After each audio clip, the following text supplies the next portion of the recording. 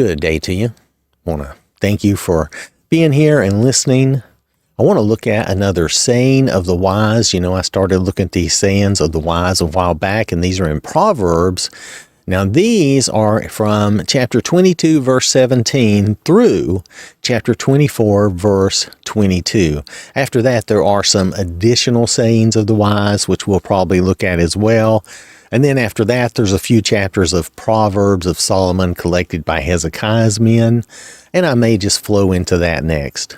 We'll see how it goes. At some point, I may go back to the beginning of Proverbs and just start from there. But for now, this is where I am. So let's look at Proverbs chapter 22, verses 26 and 27. Do not be one of those who shakes hands in a pledge, one of those who is surety for debts. If you have nothing with which to pay, why should he take away your bed from under you? Now notice, this is all one sentence, okay? So, we're being told, do not promise to cover someone's debt. Do not be a surety for debts. Don't be like, let's say you have a friend, they want to buy a car, and you say, well, I will co-sign on this loan for you, and if you can't pay, they can come to me and come after me, because that's what you're saying. And this is just good practical advice from the Bible. Don't do this. It is not a good idea. Don't promise to cover someone's debt, especially if you do not have the money. Notice, if you have nothing with which to pay. Now, if you really have the money to do it, that's another story, and we'll mention that. But don't put up your house, your furniture, the things you and your family need as collateral for someone's debt.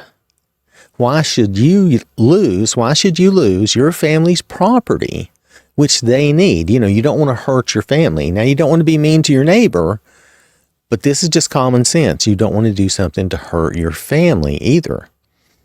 A lot of times it won't mean anything to that person if you lose your money, your household, as long as they have what they wanted, and now maybe they're not paying the loan, right? So they're not necessarily, and I'm not saying everyone's this way, but they're not necessarily going to care that much if you and your family suffer. It's a harsh thing.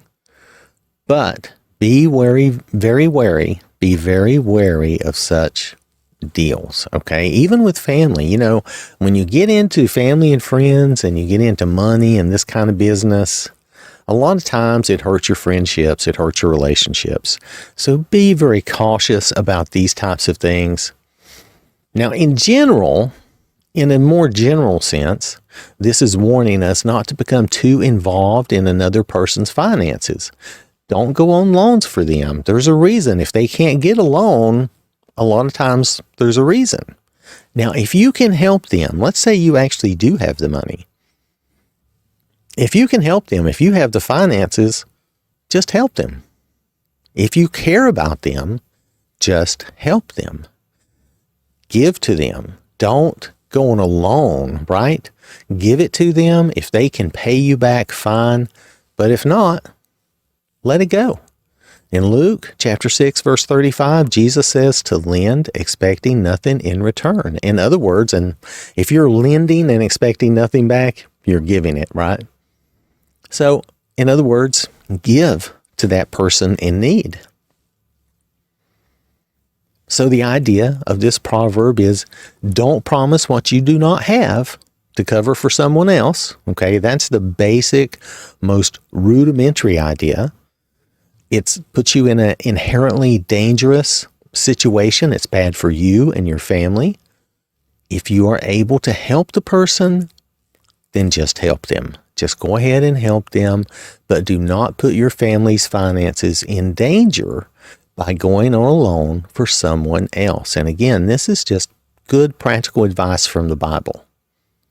So I want to thank you for listening. Hope you have a wonderful day. May God bless you and keep you safe. And remember, God loves you.